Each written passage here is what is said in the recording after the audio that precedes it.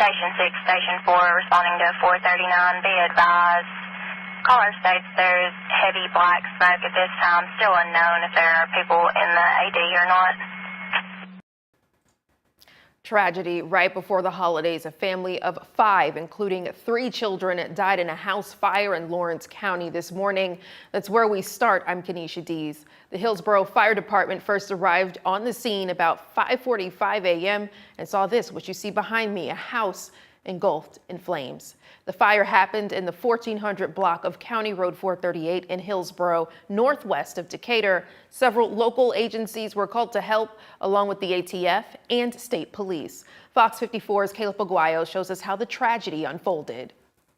By dawn, only a smoldering pile of wreckage marked what was once home to a family of 5.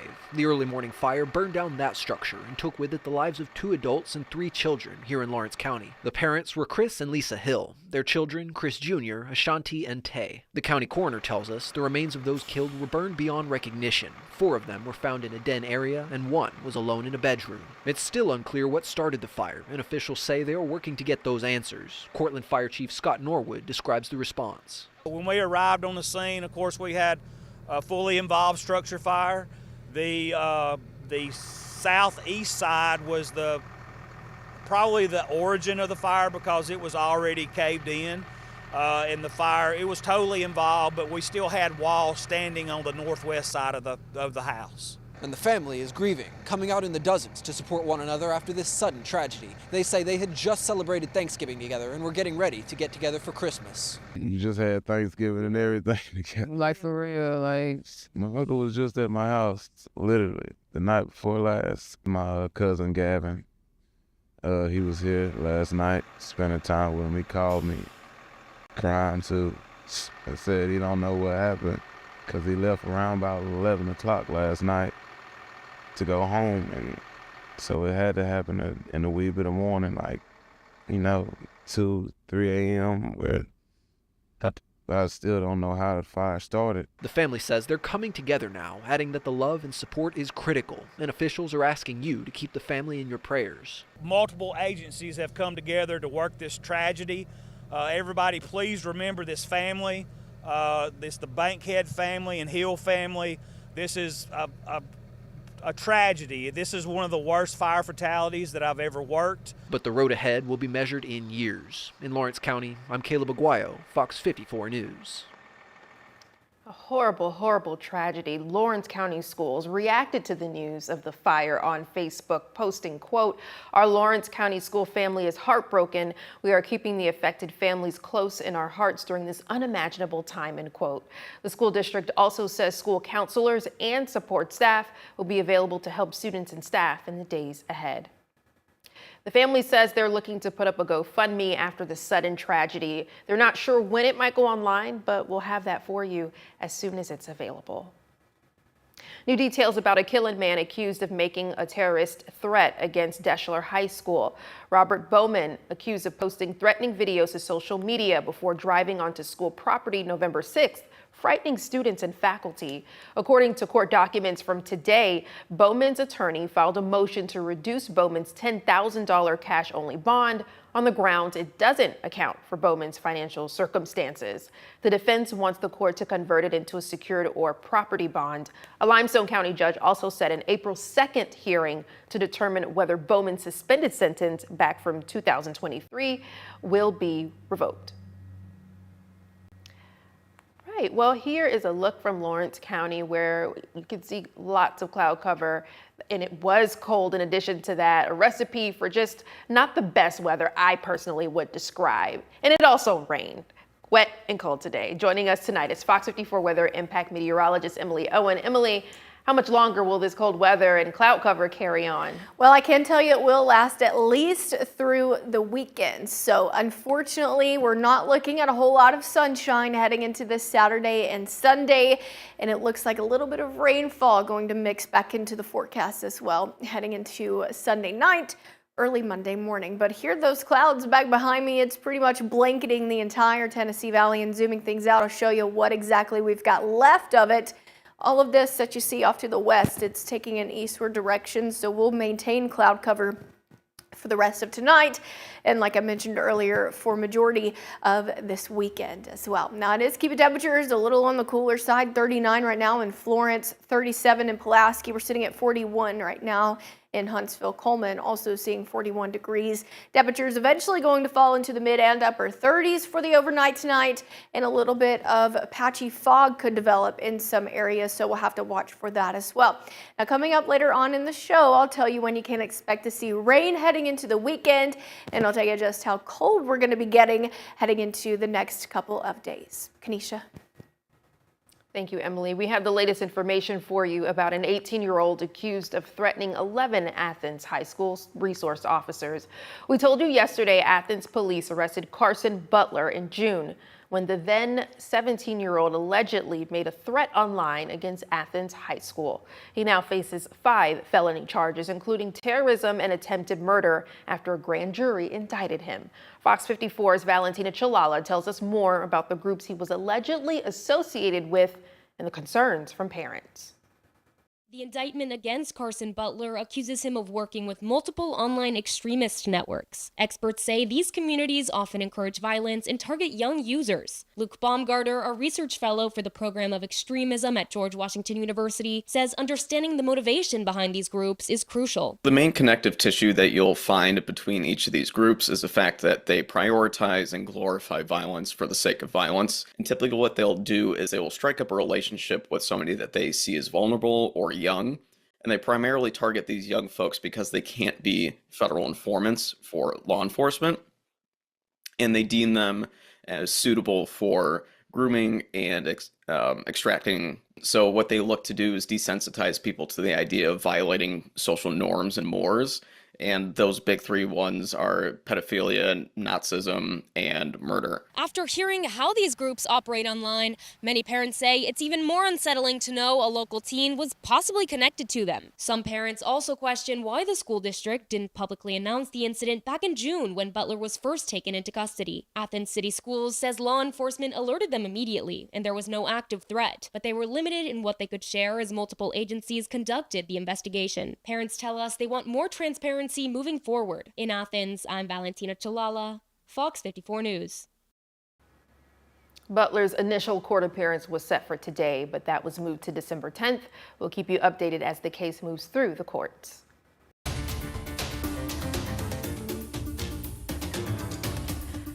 We have a scam alert for you. We're learning the Franklin County Sheriff's Office is warning about a popular phone scam where callers pretend to be sheriff's deputies. Scammers will call and say you owe money for missed court dates or unpaid fines that must be paid over the phone. The Sheriff's Office says they'll never demand payment for fines over the phone, gift cards, prepaid cards, or electronic methods. Anyone who receives such a call should hang up immediately and report the call to the Franklin County Sheriff's Office.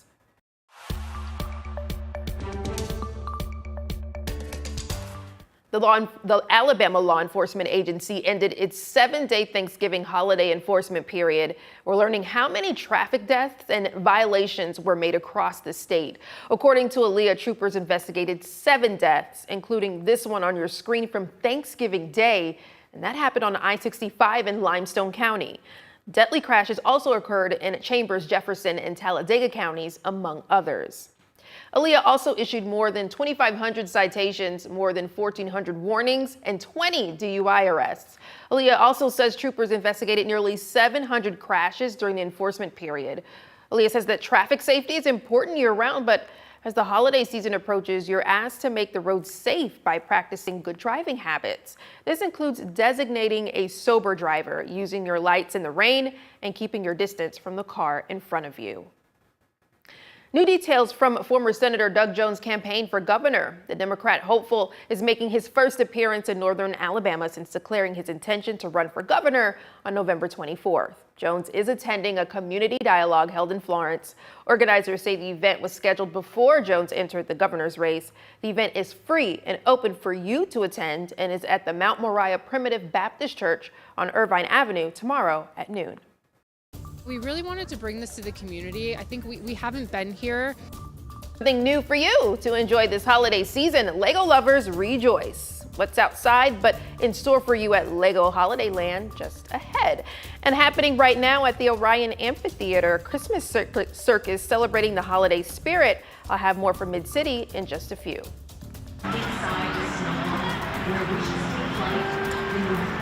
Well, Kanisha just said it, but Christmas Circus, or should we really say Cirque de Christmas? As you look out here, the performance just getting started. We'll have more in just a few minutes.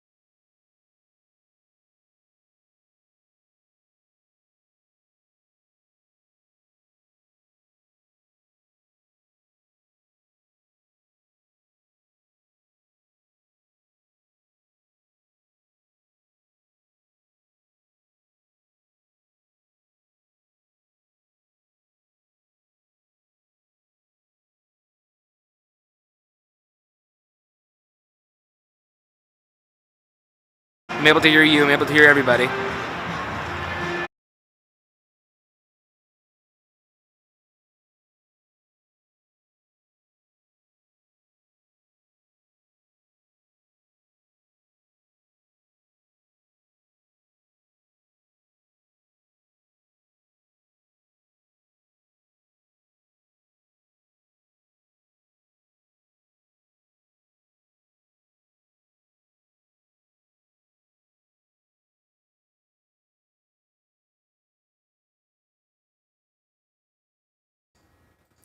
The holiday season is up and running, and another part of the Rocket City is joining in on the festivities. You're invited to the Cirque du Christmas at the Orion Amphitheater. The event just getting started. It's where we find our Fox 54's Gabe Glassman. Gabe, tell us more about what's in store tonight at the Orion. Well, Kanisha, the performance is actually quite literally just getting started. I saw the performers walk in. There was one person on stilts. And as you can see, I'm going to step out of frame here. There is a big crowd. I'm not sure how much you can see, but the dome portion of the Orion Amphitheater is absolutely crowded. There's so many people out here. But the Cirque de Christmas, the Orion Amphitheater describes it as a high-energy performance. It involves fire stunts, silk stunts, and really, I mean, there's a lot in store for the people that are filling up the Orion Amphitheater's dome tonight. Yeah, and considering it's so cold, I would imagine people are still out because they want some fun. But Gabe, this is the first time they've done a Christmas circus, right? Yeah, you're absolutely right, Kanisha. This is the first Cirque de Christmas that the Orion Amphitheater has ever done, and one assistant general manager tells me performers come from out of town, Memphis, Birmingham, and this is a brand new showcase happening, and it's happening right in front of our eyes right now, Kanisha. And Gabe, tonight was the kickoff for the holiday season at the Orion. Oh yes, very right indeed. We were able to see Santa Claus come out. I mean, there were kids everywhere surrounding him. Christmas tree lit up in the middle of the Orion Amphitheater, and it really was a spectacle to see. Now, coming up later tonight on Fox 54 News, we'll talk more about the Orion Amphitheater's plans for the upcoming holiday season. Live in Huntsville, Gabe Glassman, Fox 54 News. Thank you, Gabe. Looking forward to it. The Orion continues the holiday spirit well into the weekend, where you can check out what they have going on tomorrow, and that includes some top holiday tunes. Parents, you deserve some we time. Kids Free will tell you just how to get it, and the U.S. Space and Rocket Center can help. Stay with us. Emily, will rain put a damper on outdoor plans this weekend? For the most part, no, but we do have a little bit of rain in the forecast. We will be dealing with the cloudy sky, though. I've got your full forecast coming up right after the break.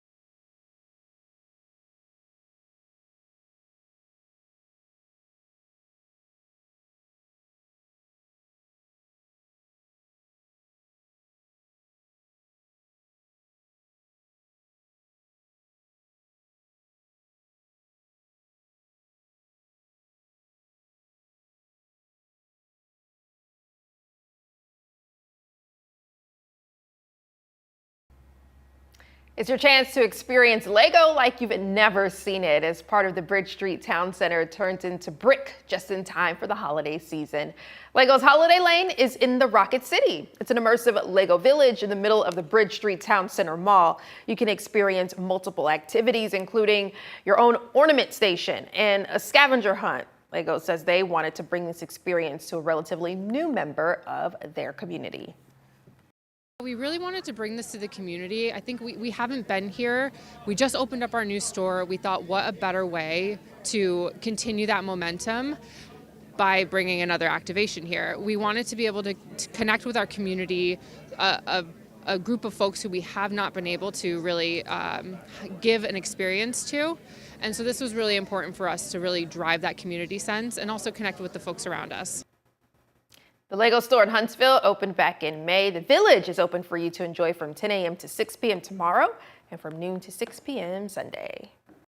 Now, the Tennessee Valley's certified most accurate forecast from the FOX54 Weather Impact Team. Yes, and despite what many folks experienced throughout the Tennessee Valley, including, of course, here in Huntsville, that cloud cover, cold weather, people were still out and about. And I will say tonight, it's been a lot of firsts. You have the Cirque du Christmas, and then you have the Lego Holiday Land. People didn't care, rain or shine. Yeah, and I mean, there's no rain in the forecast, so there shouldn't be anything stopping you from getting outside. I mean, cloud cover's not going to hurt you. Okay, no rain today. No, we're not expecting to see rain today for the rest of tonight, heading into tomorrow, but we do have a little bit of rain coming Sunday. But I'm going to make you wait and stick around for my forecast so I can tell you when you can expect to see the rain coming on Sunday. But for now, let's go ahead and talk about the cloud cover that we're experiencing, because it's really just blanketing the Tennessee Valley, and it's going to continue to do so for the rest of this Friday evening and into Friday night. And it's going to carry over into the weekend as well, like I mentioned earlier. So zooming things out so you can really get an idea of just exactly what's going on across the southeast. We've got a high pressure system that's really circulating all of this cloud cover into the Tennessee Valley. It's starting to push it a little eastward, and that's really the direction that it's taking. So all of this out to the west while it moves to the east, it's going to cover the Tennessee Valley. So all the cloud cover that we've got off to the west, expect to see it for the next couple of days. Now, temperatures are pretty chilly out there, 37 in Pulaski. We're sitting at 41 right now here in Huntsville. Decatur also seeing 41. Low 40s in Moulton. Fort Payne seeing 42.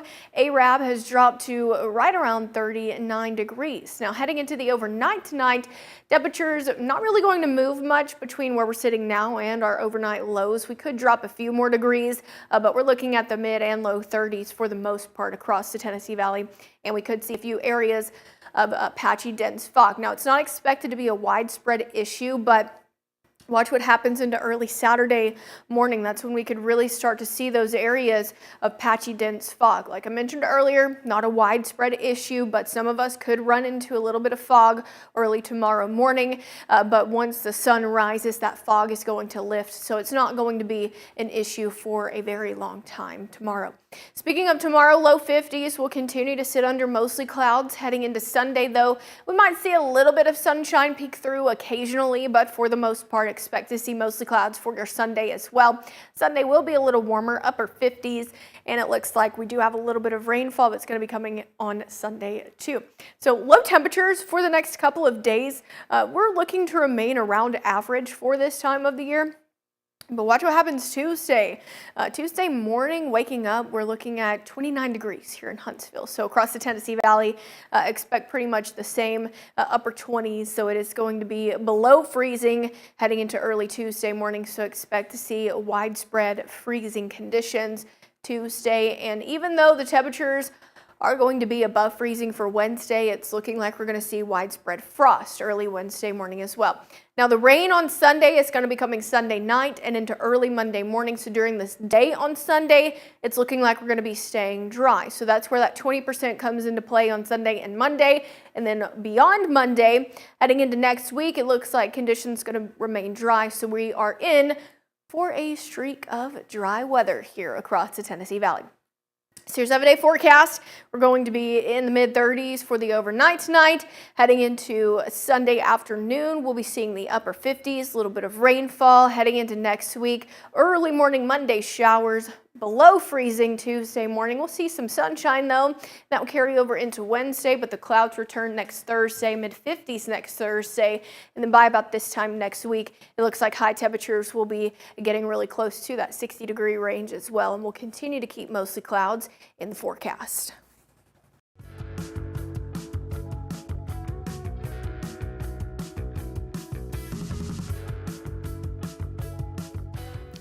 The weekend is here. Lots to do in the Tennessee Valley for you and your family. Up first, the Grant Funk Railroad is opening its holiday display to the public, and Grant and Jenny Swear invite you to see their meticulously crafted outdoor model train layout. The free event runs through Sunday, and you can find the address on our website, fox54.com. If you're looking for a musical way to enjoy the holidays, the Madison City Community Orchestra Christmas concert is tomorrow. The concert is at Madison Methodist Church on Church Street, and it starts at 5 p.m. And then finally, you can enjoy a holiday walkthrough at Winter Wonderland at Wicks Family Field. The celebration of the holidays will cost you $10, but kids 12 and under get in free. Walk in a Winter Wonderland starts at 4 p.m. and that is on Sunday. If none of these events are your style, stay right here on Fox 54 Plus, where we'll tell you more about events happening in the Tennessee Valley on our replay of Fox 54 News at 5:30. Well, are you ready for a few hours of guilt-free adult time this December? We've learned the U.S. Space and Rocket Center is hosting a special Parents' Night Out. You can drop your kids off at the Rocket Center from 6 to 10 p.m. And while they're enjoying a delicious pizza dinner and engaging hands-on activities, you can grab a quiet dinner, finish some last-minute holiday shopping, or simply relax and recharge. The next Parents' Night Out is on December 12th and the 19th and costs $30. You can make reservations at the website on your screen, rocket-center-.com. I might have to take advantage of that coming up, everybody. Anyways, let's talk some sports. Alabama and Georgia, they've got one more chance to impress the CFP committee as they get ready for the SEC championship. One more preview is next.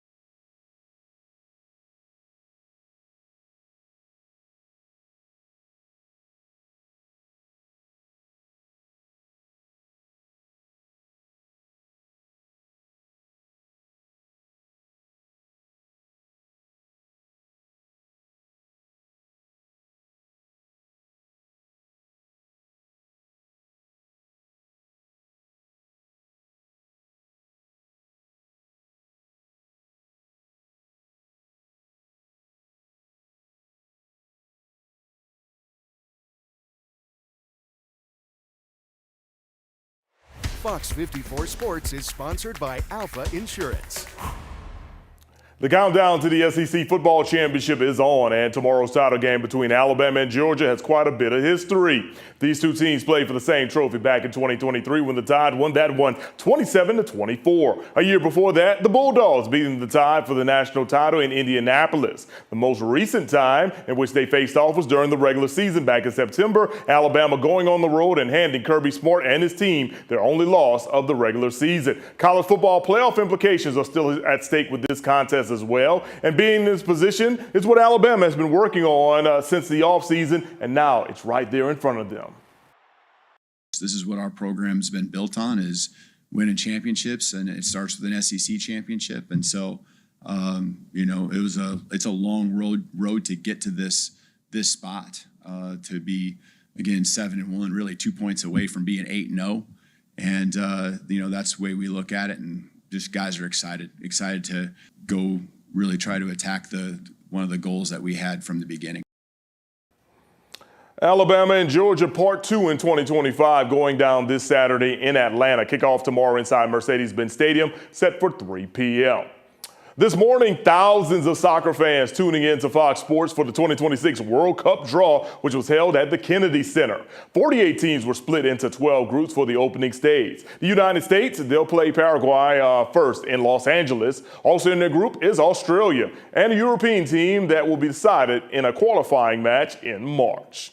Now, Fox 54 is your home for the 2026 World Cup. We'll keep you updated with all the action next summer. That'll do it for sports. Let's send it back to Kanisha. Thank you, Mo. Coming up on Fox 54 News on our late newscast, a circus comes to town for Christmas. We'll have a recap from this fun holiday event. It's your chance to experience Lego like you've never seen it before. We'll take you to Bridge Street. And it's a holiday at Huntsville Animal Services, all to help a few furry friends find a forever home. That's coming up on Fox 54 News later tonight. Pantone, which sets the color language and digital standards for design, has chosen its 2026 color of the year, Cloud Dancer. The color is a white that Pantone says is an ethereal white hue, a billowy white imbued with a feeling of serenity. Pantone says the world needs more calming now, and thus Cloud Dancer emerged at the top. Pantone says it looks through what's happening in the world before it lands on a color it wants. I mean, I think it's very crafty, the name they give it, but you could just say it's white. I think it's very fitting for the weather that we're experiencing right now here in the Tennessee Valley, because it's very cloudy out there. Yeah, could we have some Pantone outside, tomorrow and then Sunday, and I think you saw it was like Tuesday. Yeah, we'll finally get some sun heading into, I think it looked like about next Tuesday into Wednesday. We can go ahead and take our 7-day forecast. I'll show you what it looks like right here. So yeah, like Mo said, Tuesday into Wednesday, that's looking like when the sun is actually going to finally return for a good amount of time before this weekend. It's looking like we'll stay under most